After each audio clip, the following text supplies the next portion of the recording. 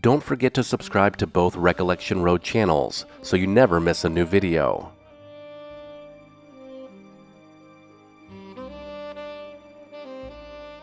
Night Moves was a 1975 movie that was directed by Arthur Penn, and it starred Gene Hackman, Jennifer Warren, and Susan Clark, with supporting performances from Melanie Griffith and James Woods. The original screenplay was written by Scottish writer Alan Sharp. This movie is one of the best psychological thrillers you'll ever see. It has an ending that comes as a complete surprise, but it also pulls everything together in a way that hadn't been done before. If you like private eye movies, you will need to check out this one, because you may have completely missed it at the box office. The private eye in this movie is named Harry Mosby, played by Gene Hackman. He's a former pro football player and a man of considerable intelligence, whose wife runs an antique business. He happens to be a private detective for reasons that are vaguely hinted at involving his childhood. A Hollywood divorcee, clinging to the last threads of her glamour, hires him to trace down her missing daughter. Harry takes the case, pausing only long enough to track down his own missing wife, who, as it turns out, is having an affair with a man with a beach house in Malibu.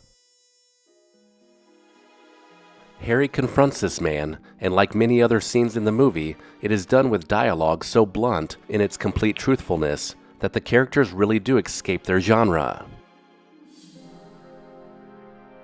Harry eventually traces the missing daughter to her stepfather, who's a pilot in the Florida Keys, and he goes there to bring her back. From the moment that he sets eyes on the stepfather's mistress, the movie really takes off. That mistress is played by a relatively unknown actress named Jennifer Warren, who has a complete air of confidence in all of her scenes. She creates a character so eccentric and sexual, it's all the movie can do to get past her and get back to the plot. The story involves former and present lovers of the daughter and her mother, sunken treasure, conflicts across generations, and murders more complex by far than they seem at first. The movie was filmed in the fall of 1973, but for somewhat undisclosed reasons at the time, it wasn't released until 1975, and you'll find out in just a few minutes what the reason was. In doing so, you'll understand the production company's reasoning for the way they did things. The film's original title was going to be Dark Tower. It had to be changed, though, so that it wouldn't be confused with the 1974 blockbuster hit, The Towering Inferno. While Gene Hackman's character is in the Florida Keys, he's introduced to the teenager that he's looking for named Deli, played by a very young Melanie Griffith. She is indeed staying with her stepfather, who's completely happy at the thought of getting rid of her. The Jennifer Warren character, named Paula, is exactly Harry's type. She's active, humorous, and no nonsense. She's been around, though. She tells Harry that she's taught school, kept house, waited tables, stripped, and had been a hooker, too. Harry keeps a small chess set with him and he plays it to keep his mind off the real world. In a key scene in the movie, Harry shows Paula the 3 night moves that were based on a match that was played in 1922. The moves would have enabled one player to win, but that player didn't see the moves, so he played something else and lost. The story takes on a real prophetic meaning later on. Killings end up happening, and once you've seen the film, you know that the clues were there, only Harry couldn't see them at the time. The house that belongs to James Woods' character, Quentin, was owned by Phil Kaufman, the road manager of Graham Parsons at the time of his death. Kaufman's subsequent actions became the basis for the 2003 film Grand Theft Parsons. The cast and crew for this movie were shooting at the house on the day the police came to question Kaufman. At that time, the director turned to Gene Hackman and said, "Man, I think we're shooting the wrong movie." In the movie, Harry refers to playing football against Alex Karras while he's talking in the film. As it turns out, Karras would eventually go on to marry Susan Clark, who plays Harry's wife in this film.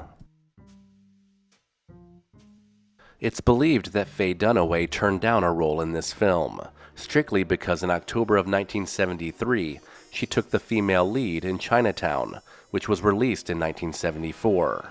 Coincidentally, though, she had broken up with one of the stars of Night Moves, Harris Yulin, the year before, following a 2-year relationship.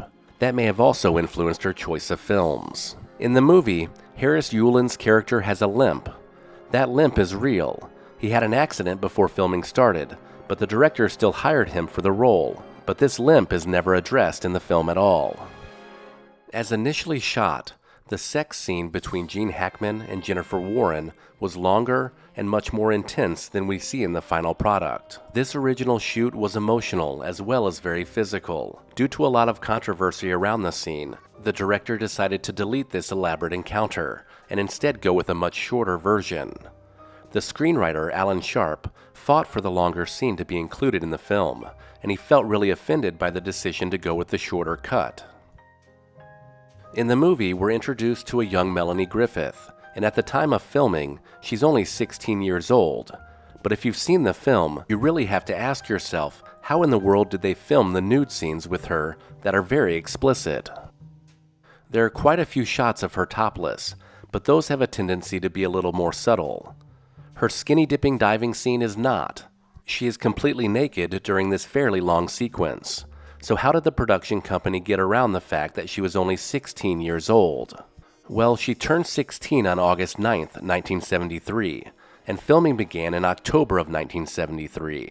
Production was halted for many months, just to let Melanie Griffith age a little bit. During this shutdown, the film was edited and readied for pickup shots of a nude Melanie after she turned 18.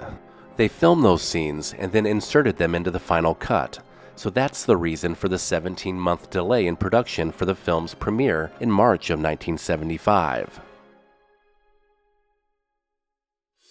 Night Moves is one of those rare films where all the individual elements fell into place. The casting, photography, editing, and direction are just amazing. If you've never seen this movie, take the time to watch it, because I think you'll really be surprised at how good it is.